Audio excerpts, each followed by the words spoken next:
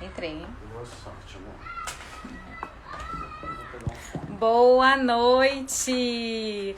Obrigada! Que bacana estar aqui presente. São 8 horas agora. Essa é a primeira live do Vim Todo Dia e a gente está muito feliz de estar aqui realizando essa live. Principalmente queria agradecer aos incentivadores, né, dessa live, as pessoas que cobraram a gente aí durante muito tempo. Cadê a live de vocês? Cadê a live de vocês? E a gente até então não tinha aparecido por aqui. Mas chegou realmente o dia da gente fazer nossa primeira live. E é uma live com a gente. Quero saber se todo mundo está me ouvindo direitinho. Manda um ok aqui para mim, para saber se vocês estão me ouvindo direitinho. Opa, boa noite. Ei, boa Oi, noite. oi, oi, boa noite. Tudo bem? Tudo Todo bom? mundo ouvindo bem, vendo bem, imagem tá boa? Pois é, pessoal. Fala aí se vocês estão ouvindo a gente direitinho, se está tudo certinho. Ótimo, obrigada. Então, queria agradecer, estava agradecendo aqui a todo mundo que incentivou a gente, né, a participar, realmente a fazer a nossa primeira live. E é uma honra, e a gente não poderia começar essa live se não fosse com o nosso mestre aí, Diane, né, Diane? Pô, fiquei muito feliz de receber esse convite para ser o primeiro das lives do Vinho Todo Dia. Caramba, vocês estão quase com 100 mil seguidores, cara. Olha só, 100 mil Quase, seguidores, é uma quase, coisa, quase. tá quase lá. Estamos quase lá, estamos quase lá e estamos muito felizes também. Na verdade, assim, a gente nunca recebeu, nas últimas semanas, nos últimos meses, a gente nunca recebeu tanto feedback das pessoas em relação ao nosso trabalho, em relação ao que a gente desenvolve, né, ao conteúdo que a gente coloca. As pessoas falam que eles realmente aprendem muito com a gente.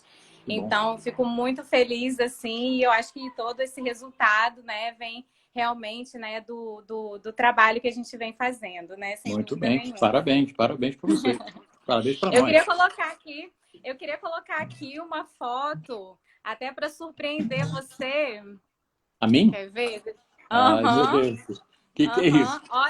Olha essa foto, Johnny. Nossa Senhora, faz tempo isso Que aqui, hein? foto, que foto é essa, Johnny? Não sei.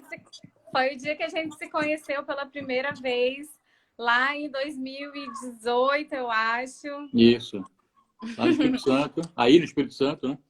Isso, exatamente. Essa e essa aqui, ó, junto com o Emerson Olha também. aí, E essa foto aqui, ó, a foto mais nova essa é mais nossa. recente. É.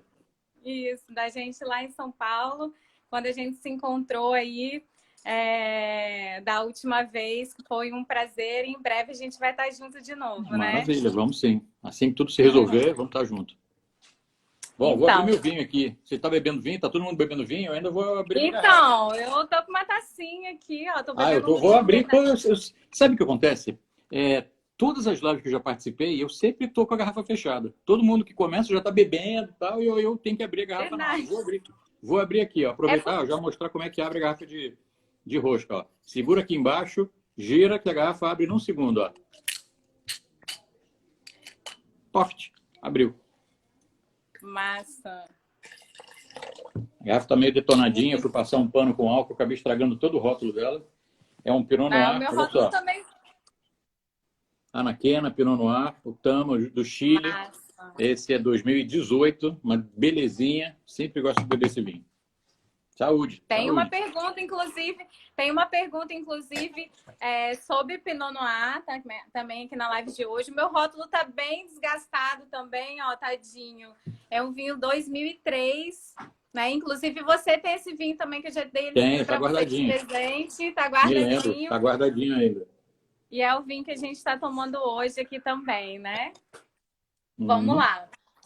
Hoje, o objetivo de hoje é a gente responder algumas perguntas de alguns seguidores que eles fizeram durante essa semana inteira. Foram várias caixinhas de pergunta que a gente colocou e as pessoas foram colocando, foram colocando perguntas para você responder.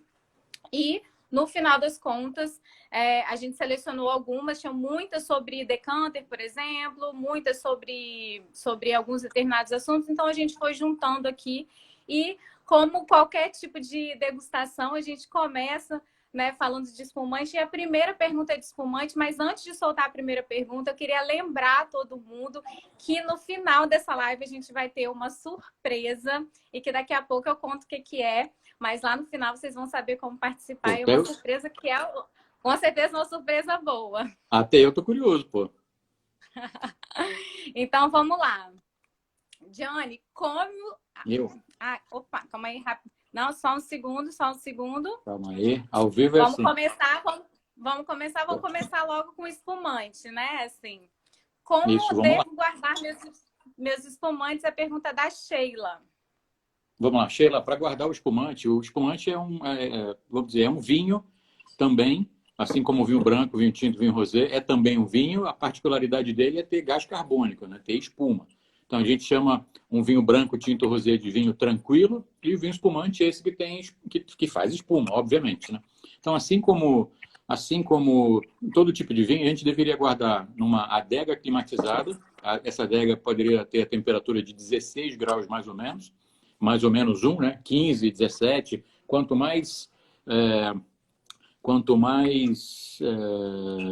é que pode dizer, padrão for a temperatura, quanto mais tempo a temperatura ficar igual, não tiver alteração, é melhor. Tá? Então, garrafa deitada na horizontal, bem guardadinha.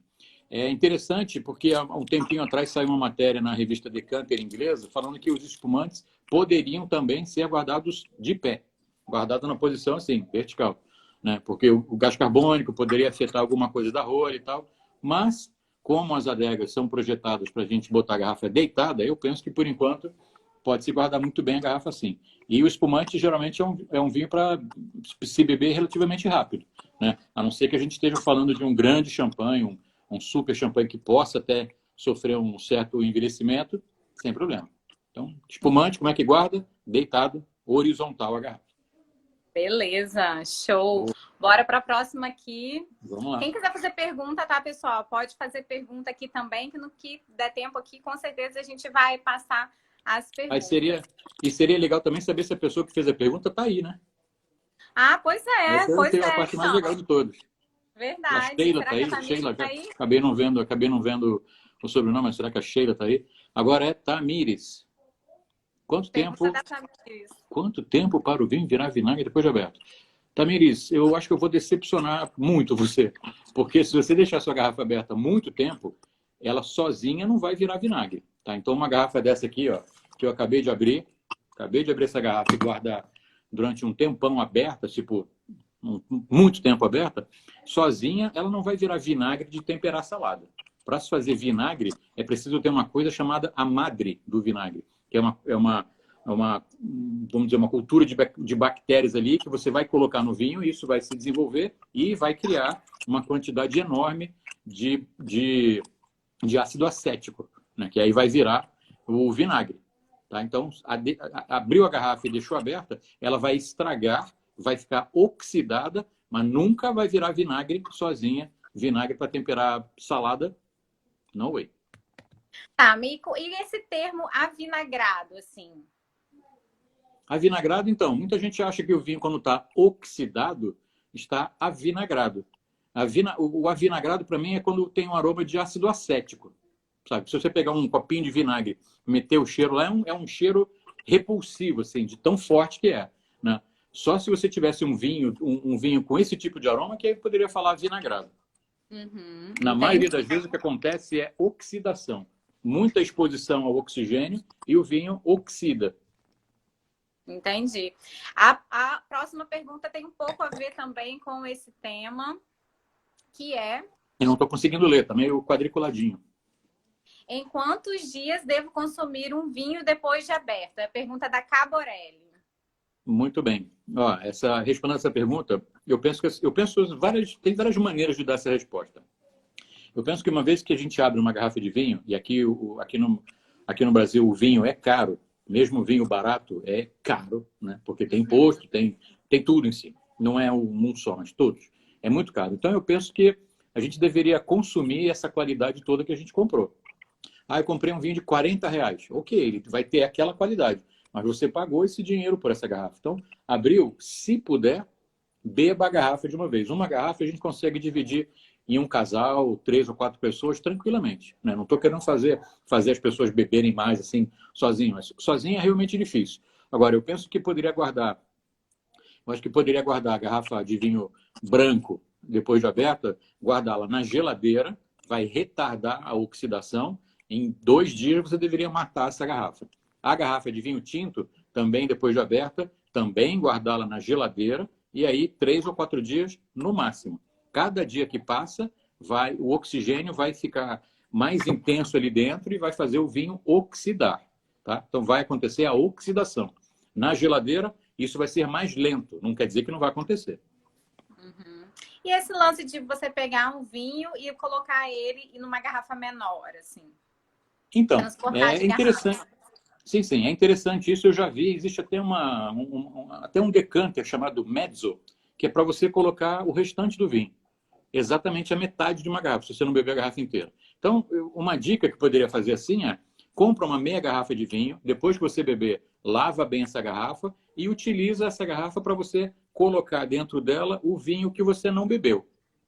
Aí você vai diminuir a quantidade de oxigênio que vai estar em cima do vinho. Se você puder encher essa meia garrafa quase até a boca, deixar um espacinho só para colocar a rolha, vai ficar melhor. O negócio é evitar ao máximo a grande exposição do vinho ao oxigênio. A Nicole está falando aqui da bomba a vácuo A também. bomba de vácuo. A bomba de vácuo. E a Mariana falou que para ela não tem problema, que ela bebe o vinho todo mesmo. Aí, Mariana, é isso aí. Abriu a garrafa e tem que beber. A bomba de vácuo é o seguinte: existem várias marcas. A marca mais famosa do mercado talvez seja a Vacuvan.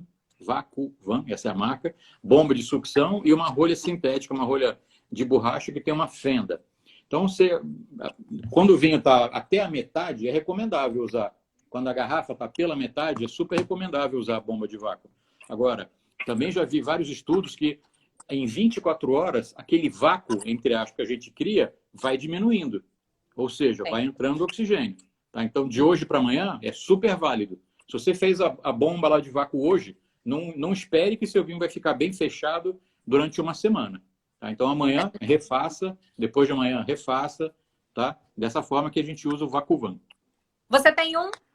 Eu tenho um. Eu tenho na minha maleta ali embaixo, tem uma maleta que tem vários apetrechos. Mas você não usa, tem certeza que você bebe a garrafa toda. Aqui não sobra vinho para usar Vacuvan. Aqui em casa não sobra. Igual a Mariana, a gente abriu a garrafa, zera a garrafa todo dia. Beleza. Vamos lá para a próxima. A Marisa, que é uma super seguidora nossa, uma querida. Um beijo, Marisa, para você. Ela falou, respondeu uma sequência de stories, né, sua, falando que ficou encantada com você e pediu para você falar um pouco dos taninos, que é um pouco também da pergunta da Milena, né? Como apreciar taninos, né? Assim, então, fala um pouquinho de tanino para gente, que é um grande assunto aí no mundo do vinho, assim, principalmente no mundo dos tintos, né? É isso aí. O tanino a gente encontra com muito mais facilidade no vinho tinto. Né? O tanino é um componente que vem na casca da uva, tanto da branca quanto da tinta. Ele passa para o tinto porque durante o processo de produção, a casca da uva tinta vai junto no processo, junto com o suco, porque da casca saem 2 coisas. Uma delas são os antocianinos que vão dar a cor, e a outra são os polifenóis que vão se aglutinar mais para frente e vai virar essa sensação de adstringência que é o tanino. Como é que a gente pode perceber o tanino? O tanino é muito bem-vindo no vinho quando a gente vai fazer a tal da harmonização. Escolher o prato ideal para combinar com a comida. É dessa forma que a gente faz. Então, um vinho que tenha tanino bastante alto, uma sensação bem elevada de tanino, ele é ideal para que a gente possa fazer uma harmonização com pratos que tenham mais gordura, mais untuosidade, pratos mais robustos até. Tá? Então, como é que a gente pode apreciar o tanino? Eu vou fazer o exemplo aqui com esse vinho que eu estou bebendo. Apesar de ser um Pinot Noir, ele tem um pouquinho de tanino assim, não tem muito. Tá? Vamos dar um golinho? Dá golinho também, então. Vou aproveitar. Coloca o vinho à boca e faz assim, ó. Joga o vinho aqui em cima. O meu vinho praticamente não tem. Se você estiver bebendo um Cabernet Sauvignon, um Merlot, um Malbec, um Tannat, por exemplo, um Carmener, é provável que isso aqui fique bem grudadinho no seu dente. Bem áspero até. Quanto mais áspero ficar, mais tanino tem esse vinho. A gente não pode julgar o vinho exclusivamente por um componente, por vários. Estou vendo aqui que o Elinho está perguntando se a semente tem taninos. A semente passa mais amargor, tá? Mais amargor. O que vem o amargor e um pouco de tanino também, mas como a gente não esmaga a semente, acaba não saindo esse amargor e acaba não saindo também o tanino da semente. Mas se você pegar uma uva e separar, comer a casca, comer a polpa e mastigar a semente, se ela estiver bem sequinha, ela vai te dar um certo amargor e um leve, discretíssimo tanino. Queria agradecer aí mais de 100 pessoas aqui na live. Que beleza. Obrigada.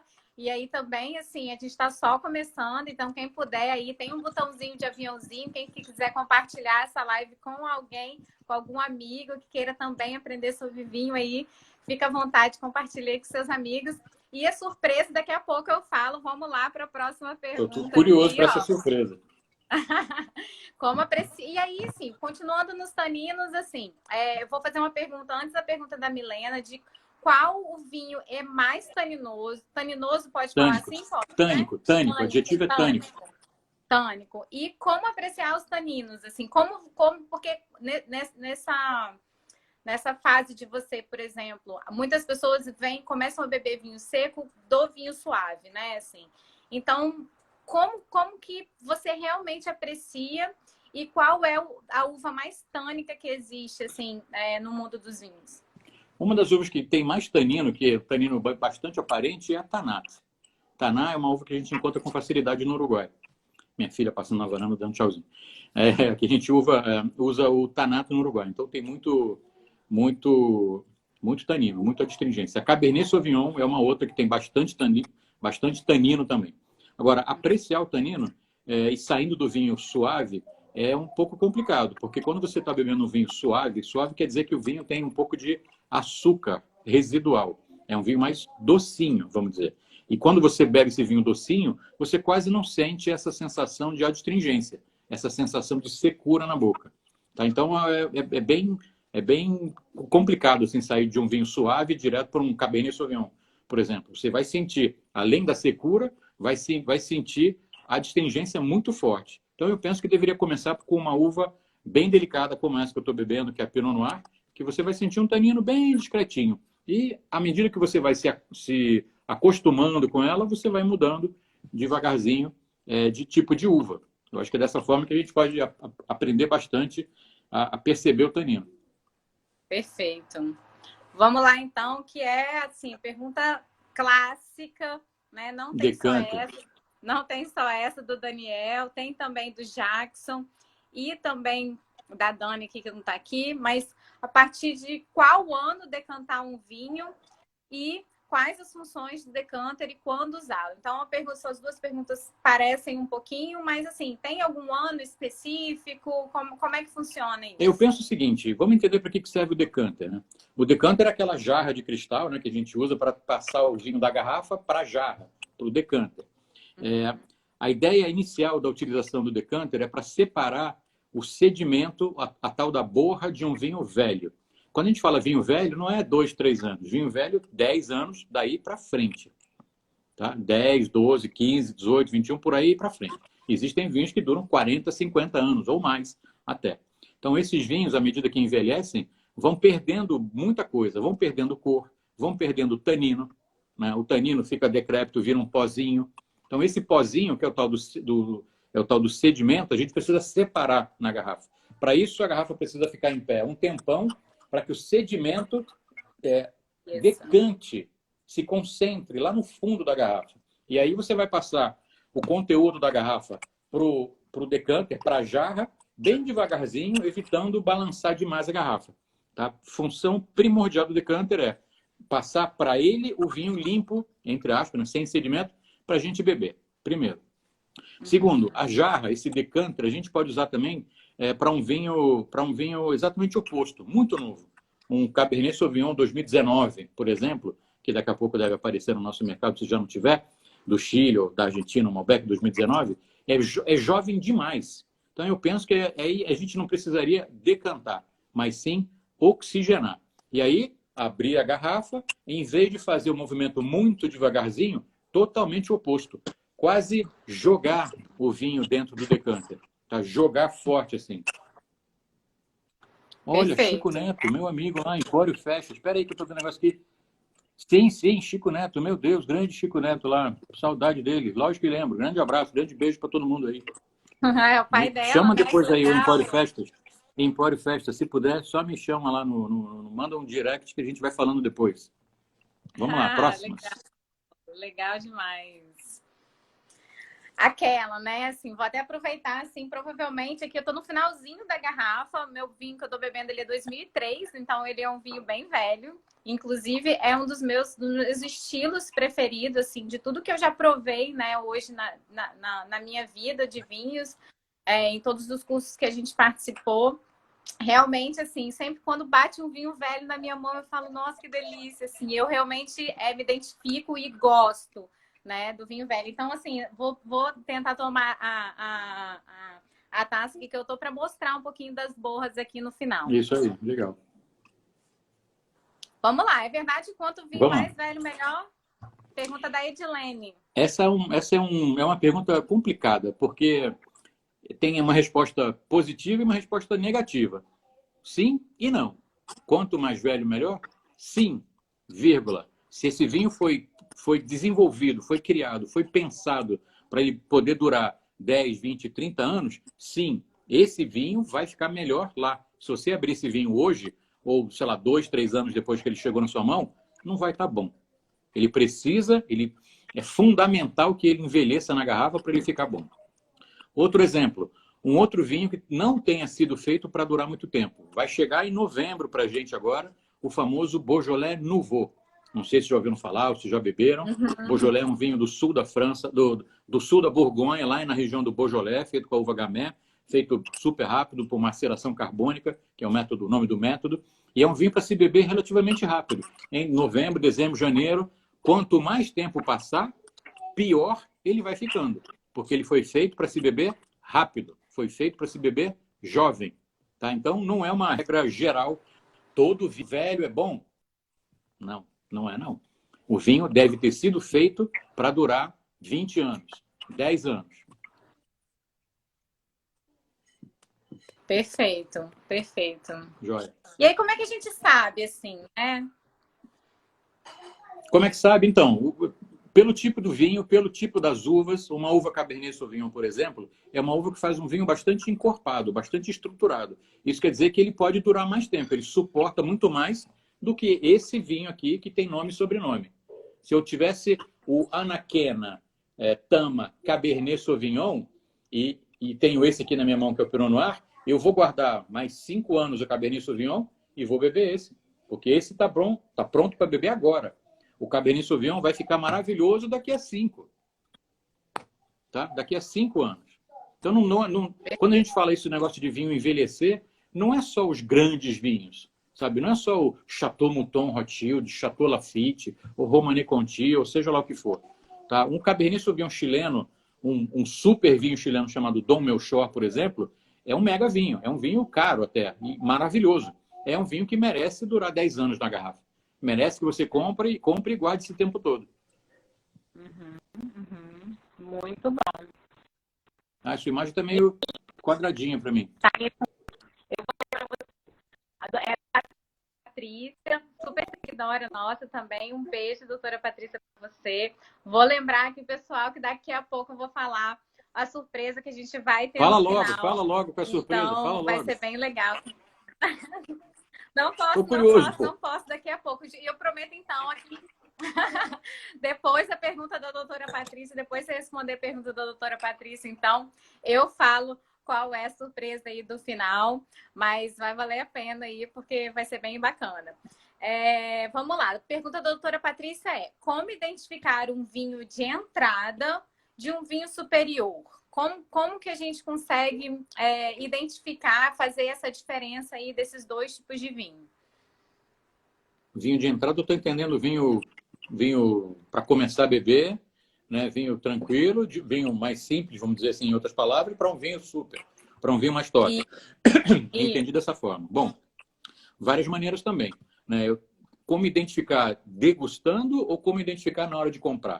Se for para identificar na hora de comprar, além do preço, que é uma coisa óbvia, que eu não vou falar só que é o preço, é óbvio que não, mas além disso, é tentar encontrar os vinhos que vêm de regiões mais importantes. Então vamos pegar o Chile, que é todo mundo conhece o Chile.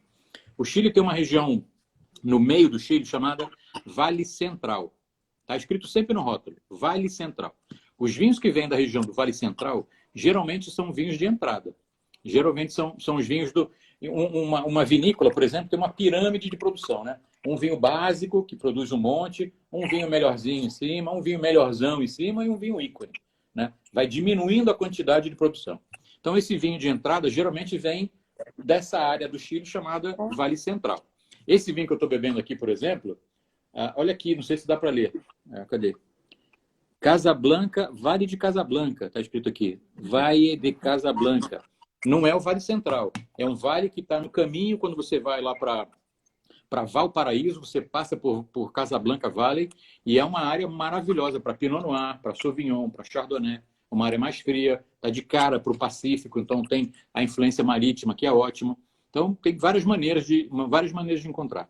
Depois, degustando, se for uma degustação às cegas, eu tenho uma taça de um vinho mais simples, uma taça de vinho superior, como ela fala. Talvez na degustação, a intensidade aromática, a persistência, a intensidade é a quantidade de aroma que você percebe. E a persistência é depois que você sente o olfato e depois que você bebe o vinho, quanto tempo isso dura, né? Os grandes vinhos têm essa duração maior. Perfeito. Vamos lá para a próxima pergunta, então, da Adriana. Adriana. Gente, não, calma aí. Primeiro eu falei que eu ia, depois... você falou que ia falar a surpresa. A surpresa. Surpresa é o seguinte, no final dessa live a gente vai fazer o sorteio de um vinho. Primeiro tá rolando um sorteio aqui no Vinho Todo Dia, vocês estão sabendo aí, tá bombando. Mega sorteio de uma adega. Não é mega sorteio de uma adega cheia de vinho. De uma adega com 12 vinhos incluídos, assim, mais uma box da Vinho Com, 12 vinhos da Herdade da Figueirinha. Então, assim, tá impossível não participar do sorteio, botar lá, soltar seu comentáriozinho, marcar um amigo, tá bombando. E realmente, assim, a gente honra muito com os sorteios que a gente faz. E a gente sempre tenta trazer os melhores sorteios para vocês, sem dúvida nenhuma. E esse, assim, vou te falar que foi a realização de um sonho. Que ontem, na hora que eu postei, eu fiquei até nervosa, assim, porque foi realmente, assim, é tanto tempo lutando, né? Assim, não, vou conseguir. E realmente deu certo aí, consegui. E coloquei no ar ontem esse sorteio, estou muito feliz. Mas para a live de hoje, a gente vai fazer um sorteio de um vinho também. Então, lá no final da live, para quem estiver junto ao vivo aqui com a gente vai sortear um vinho e aí eu vou explicar como é que a gente vai fazer esse sorteio, que vai ser fora aqui do nosso perfil, mas vai dar super certo. Eu posso participar? Pode, não sei não. Tá bom. Vamos ver depois. Vamos ver. Deixa você participar. Vamos ver o regulamento. Mas vou te falar uma coisa, você merece. Muito obrigado. Vamos lá. Pergunta da Adriana. Adriana, que é uma querida, super seguidora. O que é um vinho criança, né? Assim, isso vem também da leitura do rótulo, quando a gente se depara no supermercado com aquele monte de informação, né? Assim, e a gente vê nos rótulos espanhóis, né? Um vinho criança. Então, conta aí pra gente como é que funciona essa legislação espanhola e o que é um vinho criança. Você já deu metade da resposta, sim, porque na Espanha existe uma legislação, existe uma lei que os produtores devem seguir para poder colocar termos no rótulo. Termos como esse, que é o criança, ou um antes desse até chamado jovem, né? Joven, vinho sem passagem por madeira, por exemplo, o criança, depois a palavra reserva e depois ainda a palavra gran reserva, as palavras gran reserva. Isso só tem validade e tem uma organização quando é na Espanha. Um vinho do Chile, um vinho da Argentina escrito reserva, reservado, gran reserva, não tem uma legislação. Não tem. Eu, como produtor chileno, acho que o meu vinho é um gran reserva, porque eu quero ter uma reserva e quero guardar o vinho. Não tem uma regra. Na Espanha tem regra, na Europa tem regra. Tá?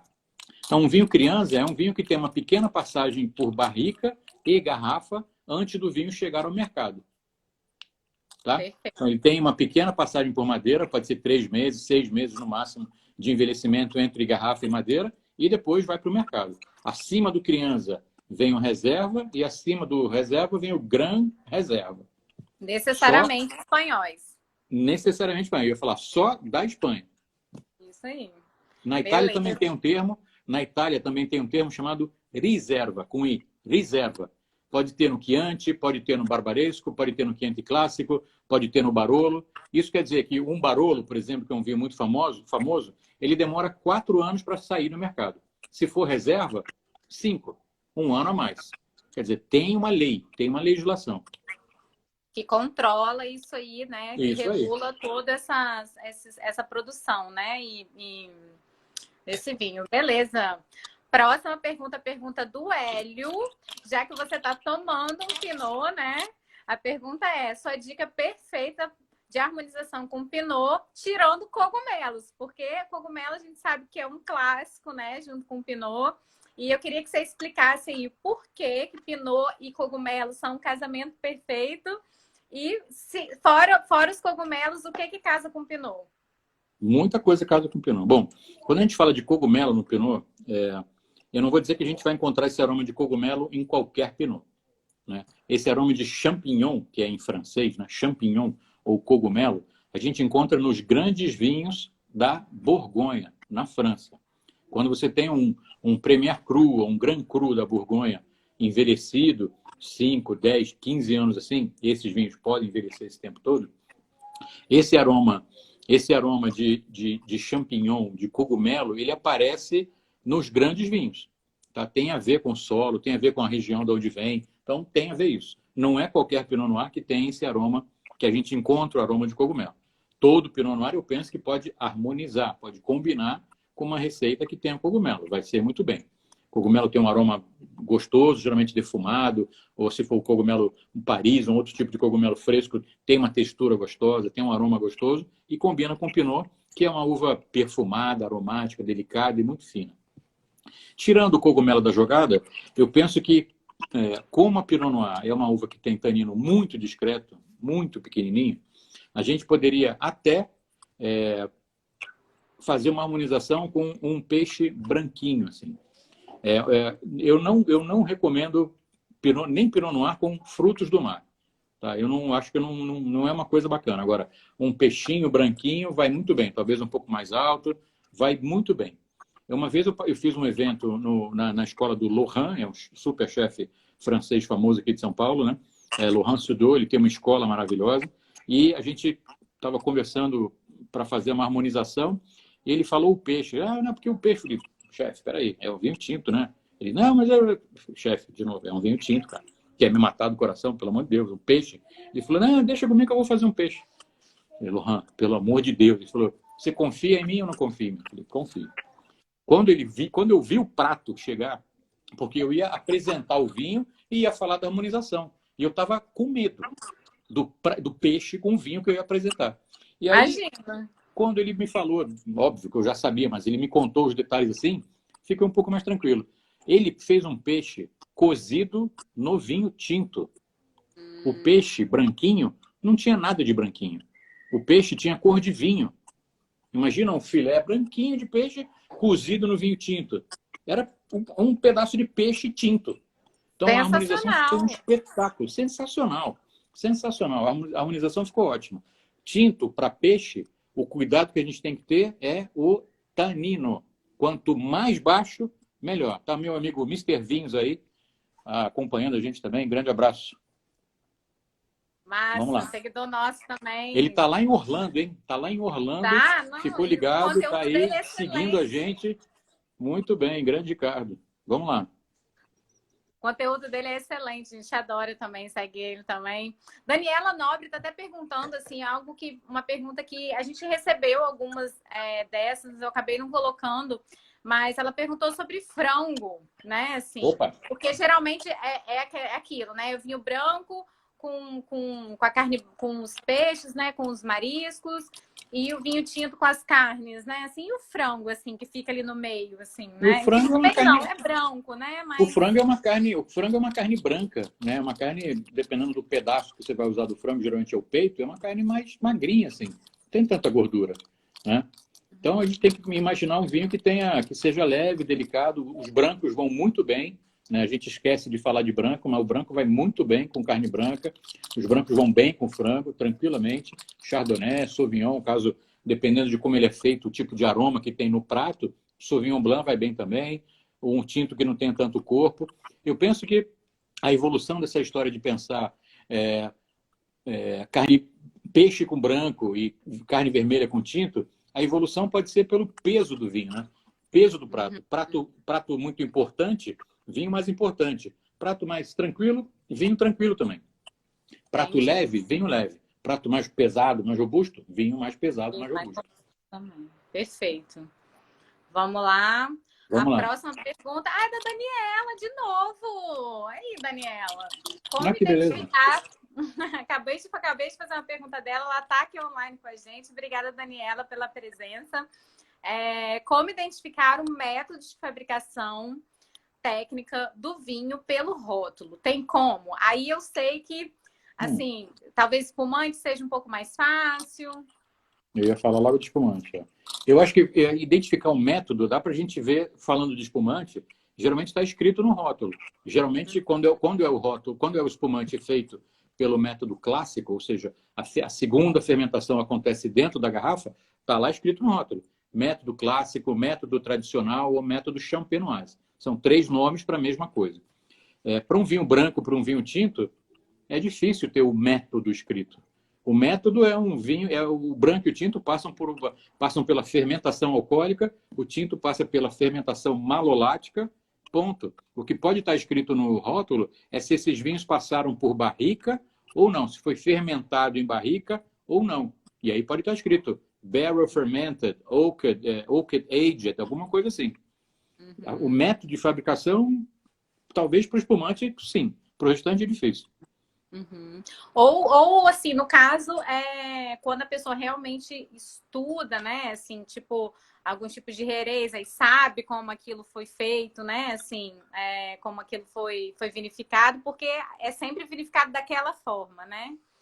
Sim, sempre vinificado desse jeito. Todo tipo de vinho passa por isso.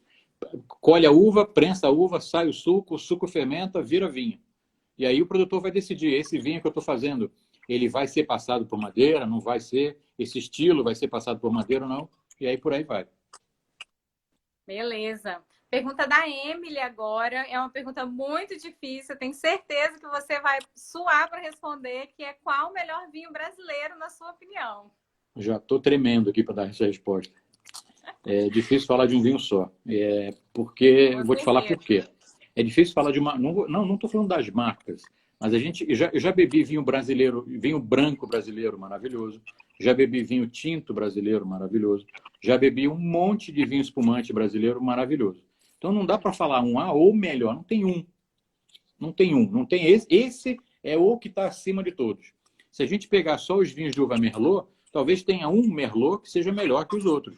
Se a gente pegar um Cabernet Sauvignon, vai ter um que seja melhor que os outros. Eu pensaria de uma maneira diferente, sim. Eu responderia dessa forma. Qual o melhor vinho brasileiro? Eu te responderia com o tipo do vinho. O vinho espumante está anos-luz na frente do branco e tinto no mercado brasileiro.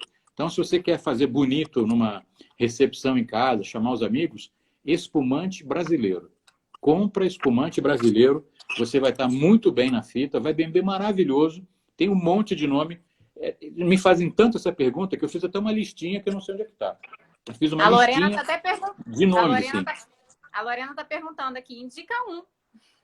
Então, Casa Valduga. A Casa Valduga é uma grande produtora de vinho. Alma Única, tem espumantes maravilhosos.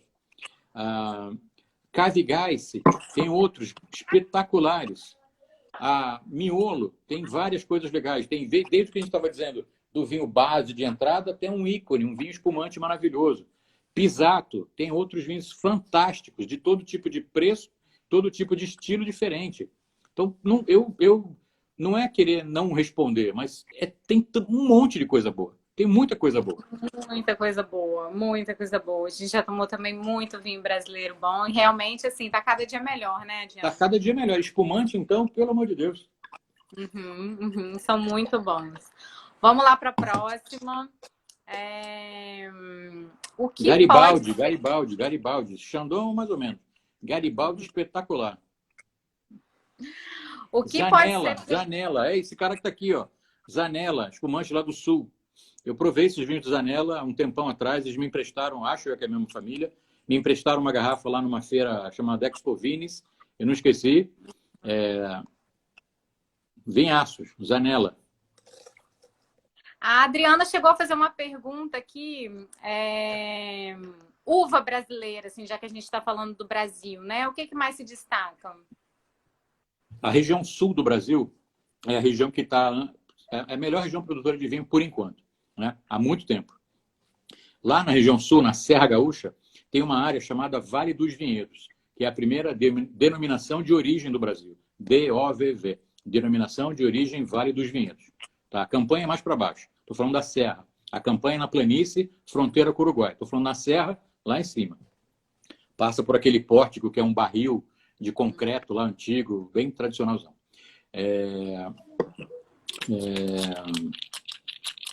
Então, nesse Vale dos Vinhedos, existem pelo menos duas uvas assim que são as melhores, que dão o melhor resultado naquela região. A uva tinta é a uva Merlot e a uva branca é a uva Chardonnay. O Nordeste também produz vinho, mas está um pouco longe, assim. O Sul está muito mais consolidado em qualidade. E eu estou vendo que a Regina Fiorot, aqui não sei como é que fala, já me perguntou várias coisas aqui, eu não consegui responder nenhuma. Um espumante brasileiro feito com método tradicional, Regina, da Pisato, tem vários, tá? Tem vários vinhos feitos com método tradicional. A Miolo tem espumante com método tradicional. A Garibaldi, a Casa Valduga, todos eles, os grandes vinhos brasileiros, os grandes espumantes brasileiros, todos eles são feitos com método tradicional, que seja segunda fermentação dentro da garrafa. Marluce está perguntando aqui do Nordeste, né? Assim, o Nordeste é uma região muito nova, né? Que está se destacando aí também. O Nordeste tem um resultado muito interessante com a uva Syrah. O Syrah do Nordeste é bem interessante, inclusive para espumante tinto. Muito bom, muito bom. Vamos lá para a próxima pergunta. A gente vai falar agora um pouquinho. Vinhos mais caros são sempre os melhores? Outra pergunta igual aquela, qual é o melhor vinho? Vinhos mais caros são os melhores sempre? Nem sempre. Como eu falei, se você tem muito dinheiro e você vai comprar hoje um Chateau Lafite Rothschild da safra 2016, que já está disponível no mercado, e beber hoje, é um vinho caro. Estou falando muito caro. E você abrir essa garrafa para beber hoje porque você tem dinheiro e comprou, ele não vai estar uma maravilha. Ele não vai estar gostoso hoje. Ele é caro e não vai estar bom hoje. Ele vai estar bom daqui a 10 anos. Então, se você fizer dessa forma, não é. Não, eu não vou muito por essas... Os vinhos caros são sempre os melhores. Depende do momento, depende de onde você está, depende do que você está comendo, depende do seu estado de espírito. Na verdade, quem está... E o caro é muito relativo. Nem sempre a também, gente está perfeito, em boas condições assim para beber o vinho. Tá? Então, você bebe o mesmo vinho uma semana, tem dia que ele desce quadrado, tem dia que ele é redondinho. Tem muito da gente também, não é só do que está ali dentro da taça. E o caro também, ele é muito relativo também, né? O que é caro para mim não é caro para você. E o Depende que é caro... da profundidade do bolso, né? Depende do bolso de cada um. Exatamente, com certeza. E obrigada aí, bons momentos, bons vinhos, tá aqui presente aqui com a gente. Obrigada aí pela presença e participação. Vamos falar um pouquinho sobre aromas, Gianni. O que pode ser prejudicial para nossa... O que pode ser prejudicial para nossa percepção dos aromas no dia a dia, assim? Câmbio. Por exemplo. Alô, câmbio. Oi? Doutor Guilhermo. Doutor Guilhermo tá aí. Deu uma falhada, Ana. Deu uma falhada? Então vamos lá. Vou repetir a pergunta da Enotrajectory, que é: o que pode ser prejudicial para a nossa percepção dos aromas do vinho no dia a dia? Alguns hábitos para gente que podem ser prejudiciais, como fumar, talvez, né? Fumar é o primeiro deles. Fumar é uma desgraça. Acaba com o seu paladar, acaba com o seu olfato. É horrível. O que pode estragar também durante uma degustação é o alimento que você ingere algum momento antes da degustação. Pode alterar completamente a sensação que você vai ter da parte olfativa e da parte gustativa. Então, o alimento, se você beber café, acabou de tomar um cafezinho e vai beber vinho, é horrível. E outra coisa que parece bobagem, assim, mas pasta de dente.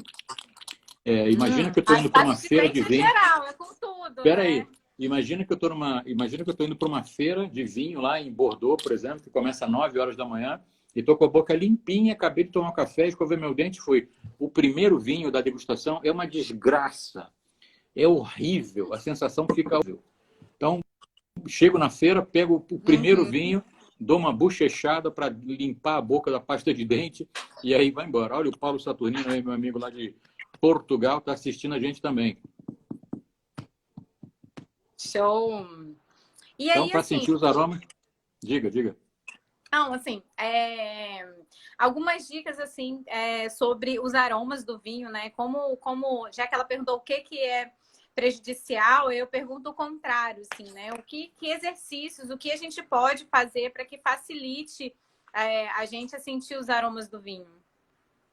Então, eu acho que usando um pouco do que ela colocou na pergunta, é o hábito de perceber os aromas das coisas. É o hábito de tentar identificar, né? Então, se a gente não conhece um aroma, vai ser muito difícil a gente colocar o nariz numa taça e falar, é aroma de não sei o quê. É muito difícil.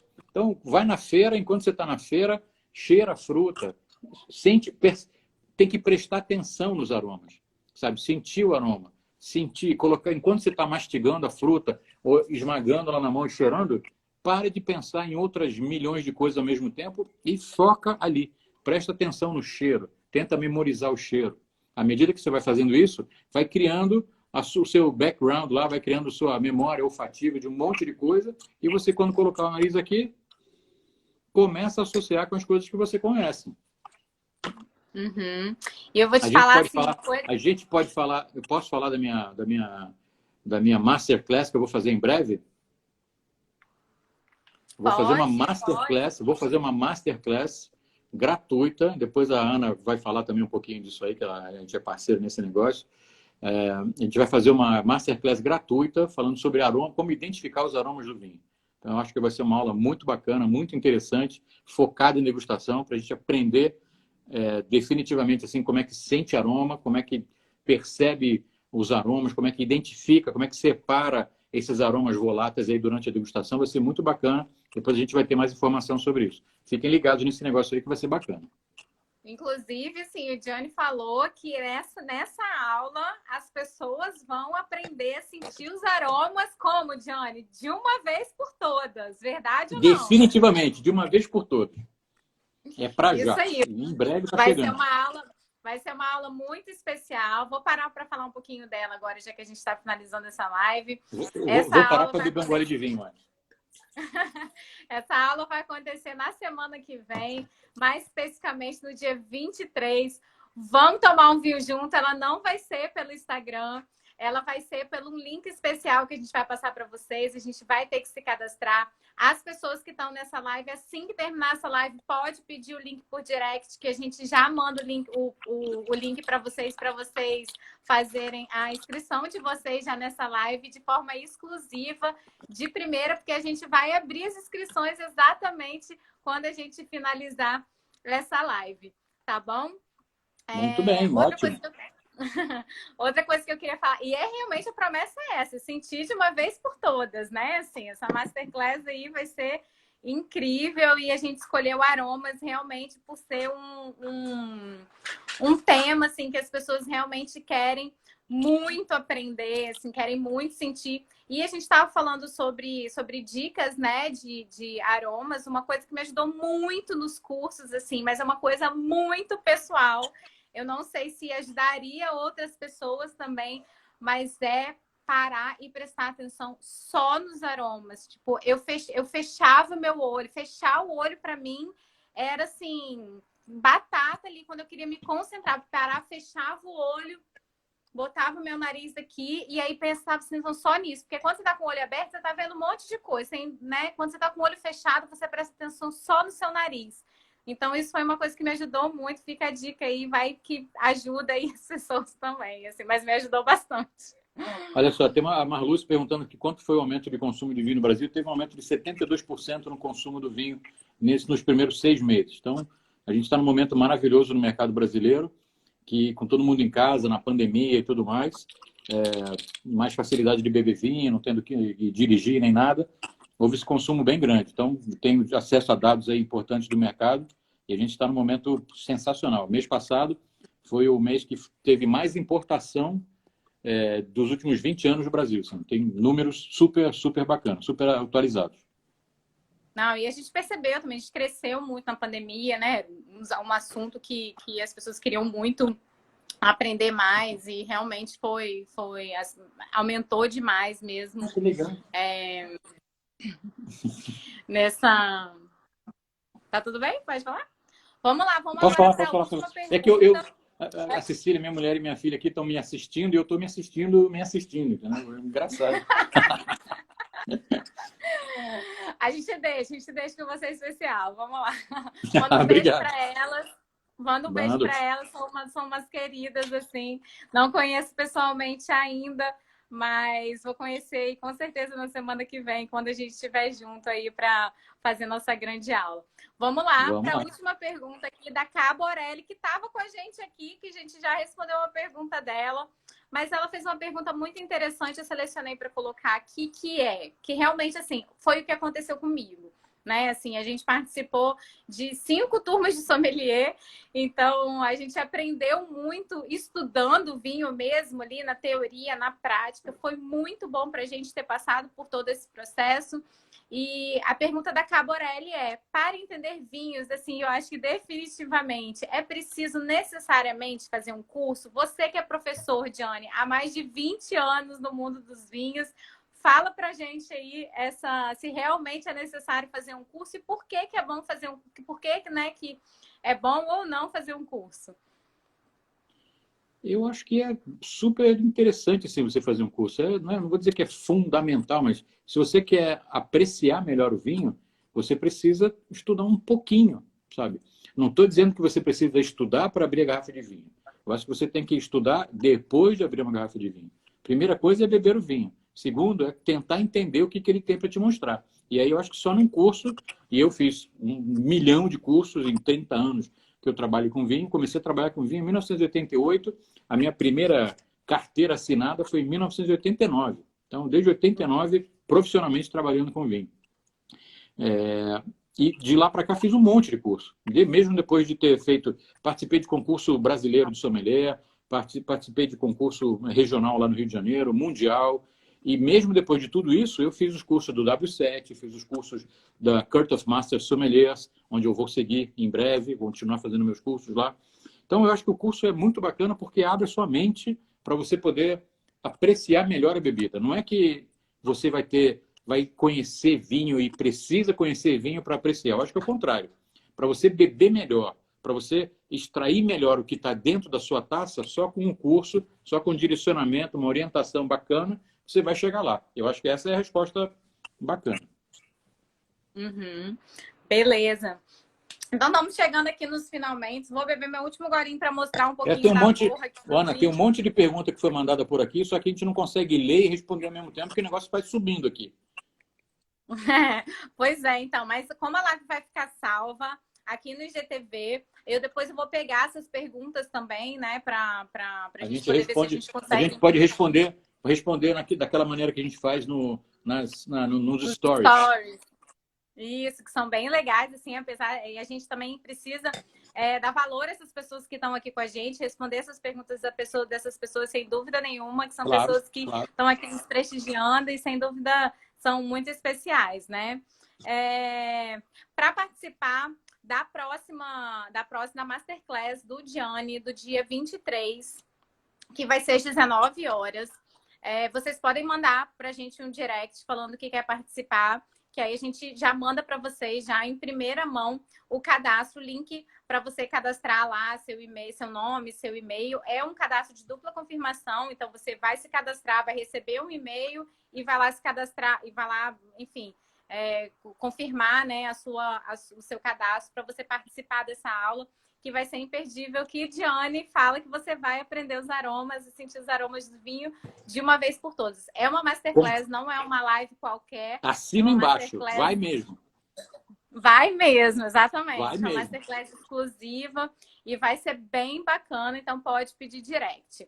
E eu queria dar aqui também as orientações para quem ficou até o final. Muito obrigada aí, 112 pessoas aqui com a gente. Para você participar do sorteio do vinho de hoje, você vai fazer o seguinte, vou dar as orientações aqui. Você vai entrar no Instagram chamado Master em Vinhos. Vou colocar aqui, ó, vou escrever aqui o @ Master em Vinhos. Opa, calma aí. Tem que seguir, né, o perfil? Tem que seguir o perfil? Master em... Ah, é bom, né? É lógico, né? É o perfil da Masterclass que a gente vai fazer para vocês. Lá no link da bio desse perfil também já tem o link de cadastro para Masterclass. Então você entra lá em Master em Vinhos, lá tem uma foto somente. E lá você vai digitar "eu quero" apenas uma vez. E hoje, às 10 horas da noite, a gente vai fazer o sorteio. Ou seja, daqui a 1 hora a gente vai sortear esse vinho para vocês. Só vale, como essa live vai ficar salva, eu preciso falar que esse sorteio desse vinho só vai valer para hoje. Então, para esse vai dia dar, de vai dar live... tempo de eu colocar meu nome lá. Vai dar tempo de escrever "eu quero". Quero ganhar esse vinho também. Isso aí. E se então, eu ganhar, a gente faz uma live de eu abrindo e degustando o vinho. Show. Quando acabar aqui a live, vai lá no @ Master em Vinhos e comenta lá na foto, tem as instruções lá, comenta "eu quero", que às 10 horas eu vou fazer o sorteio, vou postar nos stories lá do Master em Vinho mesmo e vou comunicar quem foi que ganhou, quem foi aí o grande sorteado aí desse vinho que a gente vai mandar aí para casa de vocês hoje. Queria agradecer imensamente a Diane por esse Uma maravilha, tempo que adorei. passou aqui com a gente. Adorei. Obrigado Obrigada, por todos os participantes, obrigado por todas as perguntas. Sempre bom, um grande prazer que eu tenho de responder pergunta. Quando eu estou dando aula numa aula presencial, assim, numa turma bacana, aquela turma mais participativa é a turma mais bacana. Todo mundo perguntando, cada 5 minutos uma pergunta. É a melhor maneira de eu aprender, de eu ensinar e das pessoas aprenderem também. Obrigado pelas perguntas. Ai, será que dá para ver as borras aqui? Acho que não. Que não, né? Queria mostrar um pouquinho, ó. Mas, enfim, é isso, gente. Obrigada. Saúde. Beijo para todo mundo. Saúde. Um beijo. Até a próxima, Diane. Rumo aos 100 mil. Rumo aos 100 mil. Todo mundo participando do sorteio, tanto no Master em Vinhos quanto lá no Vinho Todo Dia, hein, gente? Obrigada.